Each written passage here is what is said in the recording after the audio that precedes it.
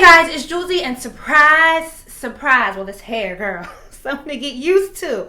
But I am doing reviews of the second season of OWN TV's Greenleaf. Thank God for the marketing push that had me spend my whole weekend, girl, obsessed, absorbed with watching the first season of Greenleaf on Netflix. It is that good, and since Being Mary Jane was so damn wagtastic this season, I decided Greenleaf would be a great time to review and pick up my skills in time for the second season of Insecure, which comes back to HBO on June 23rd. So much good TV. From Blackish to American Crime, which I love, but like it is too damn deep and would take up too much time for me to be able to recap or review. And to Underground, I am so here for Harriet, but nope, no reviews from me. They chose who they wanted, so you can catch Funky Daniva's reviews on the show. And now here we are with Greenleaf. I am just delighted to see so many black faces beautifully shot on my TV screen. Remember to thumbs up if you enjoy this content, share, because discovery happens through my audience. There is a blog post to go along with this. I am working on my writing skills, plus I wrote an article for The Root about the return of the season as a whole. And, you know, shop, am I holding the pillow up right side this time? Shop Smart Brown Girl. The pillow and the totes are lit. I just ordered one of each pillow for my whole house. So trapped. And I have new long sleeve shirts, which I also ordered for myself. Everything is lit. I put on my best rectified Christian matriarch May hair. Is it working? Is it working? Let's hit a quick recap of the first season of what resonated the most with me. The book of Job was a running theme throughout Greenleaf as perils befall the family that oversees the megachurch Calvary, and they all live under one roof, my God, in like a mini mansion in the suburbs of Memphis, Tennessee. The series features masterful performances by Lynn Whitfield, who plays May, the Greenleaf matriarch, and Merle Dandridge, who plays Grace Greenleaf, the prodigal daughter who has returned after 20 years to upend a family full of deep secrets. Grace was once a powerful preacher in her family's church and a favorite of the parishioners, so when she finally returns to the pulpit, she gives a rousing sermon based on Job chapter 3, verse 26. That's how they say it in the kingdom. I don't, like, churches just be like Job 3:26. All right, how are you doing? But anywho, so in this verse, Job has cursed his life and he's lamenting, I have no peace, no quietness, I have no rest, only turmoil. Grace's sermon then goes on to be the most profitable service for Calvary, where the theology kind of walks the line of prosperity preaching, leading the Greenleaf patriarch Bishop James, who's also very well played by Keith David. And he's so charmingly slick, bruh. He just is able to fit and manipulate the holy world into his materialistic needs, girl. The high drama methodically paced out is really what pulls you into Greenleaf. And it was just also so frustrating to watch every member of the holier than thou Greenleaf clan use Grace as a scapegoat, though their indignant self-righteousness helps the show to craftily address kind of like the complex issues that we face daily, but we commonly sweep under the rug.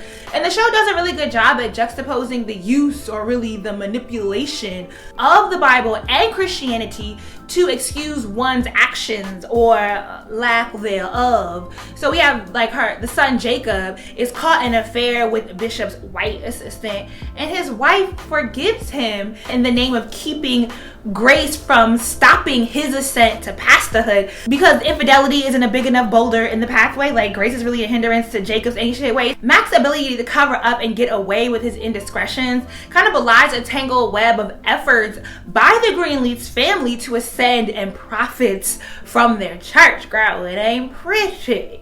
Bishop ain't so upright after all. Kind of interestingly ties into that sermon that was so profitable from Grace about Job 3:26, because it's the last verse in the chapter, and then the next chapter goes into how this man's name, I could see it, the terminate, girl, you know.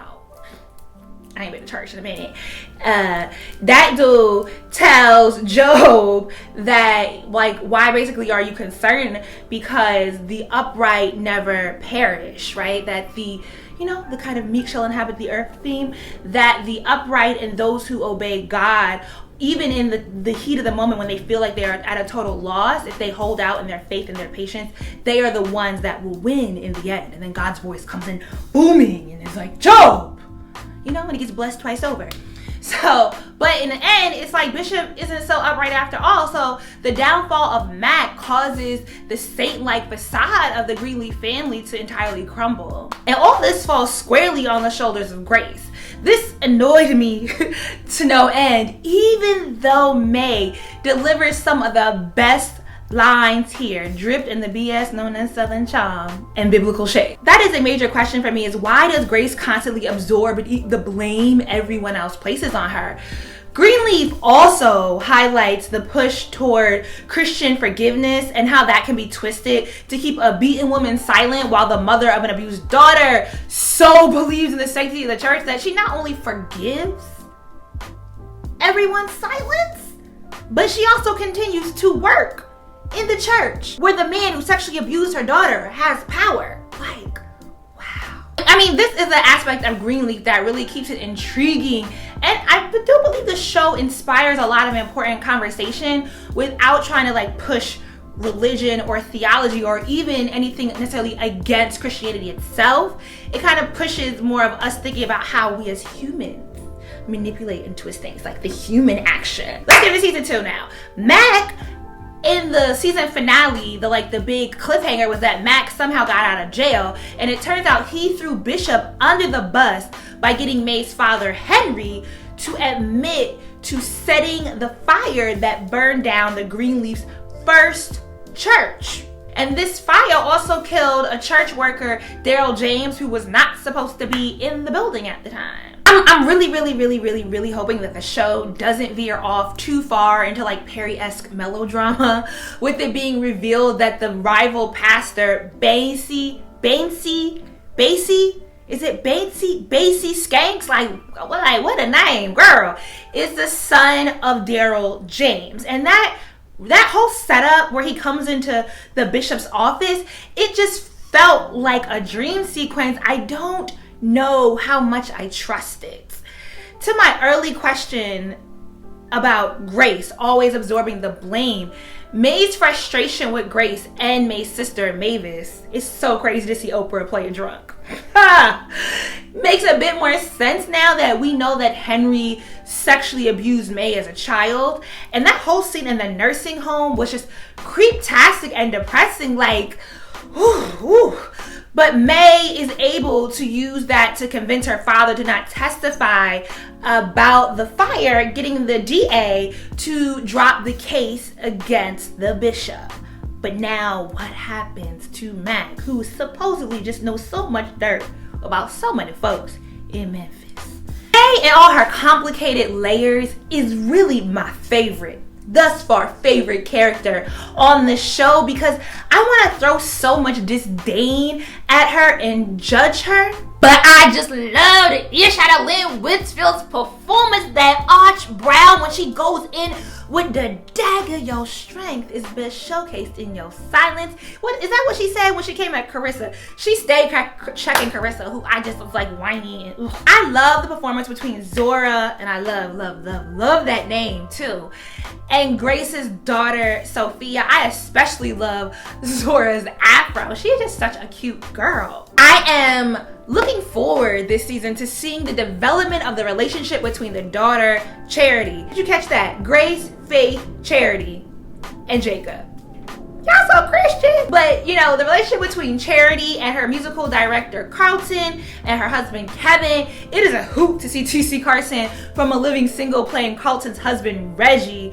And I mean, yeah, it can be seen as cliche to have the music director of the church be a gay black man, because girl, I will never forget when I was interning at BMI and we had a gospel music conference, and it was on Hey Sis, the gag. This storyline has been done so many times over. Then there's Charity's husband, who is battling with his own sexuality, though he has never acted on it. And Charity lost one twin but had a baby boy, Nathan. Nathaniel means a gift from God. That's my brother's name. And she claims acceptance of all people in the name of, we're all humans. But that's also kind of like in the I don't see race thing. It doesn't acknowledge the complications and the aggressions and the oppressions that people deal with of different lifestyles. And now she is extremely close to Carlton and his husband, much to the derision of the church's deacon board. But on the flip side, she is absolutely refusing to work with her husband Kevin on any level. It's quite a precarious way to highlight how we box in men's sexuality and the lack of self-acceptance they are taught. But Charity appears to be accepting and acknowledges that you can't pray the gay away. But then in reality, she's not willing to talk or hear Kevin out at all. Yet she's running into the arms of Carlton and Reggie.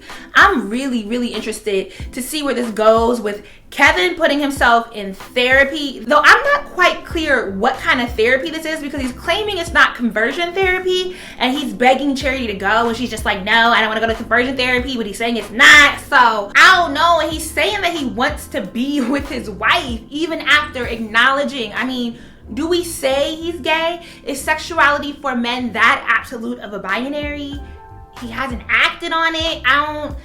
I don't like, girl. But definitely Kevin's storyline can and will confront a lot of complicated questions, and I'm definitely interested to see how Greenleaf handles it, because we notoriously respect the talents but not the humanity of Black gay men. And as a deacon board makes noise about Carlton's marriage, it'll definitely be great to see Greenleaf do what it does best: allow the self-righteous to pull back the rug and tackle the underbelly of the symbiotic ways of the Black family and Black church.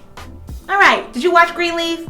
If you haven't, you need to catch up on the first season. It's currently on Netflix. It comes on the same time as Underground, but hit your DVR, watch it before I put my reviews up. Let's have it key. Let's join in these discussions. I love a good show that makes you think about your place in life and how you act and react to things. I love a good show that inspires some good critical thought, and Greenleaf is that. I would love to hear from you in the comments down below. Don't forget to thumbs up, and we've already talked about it. Shop smartbrowngirl.com.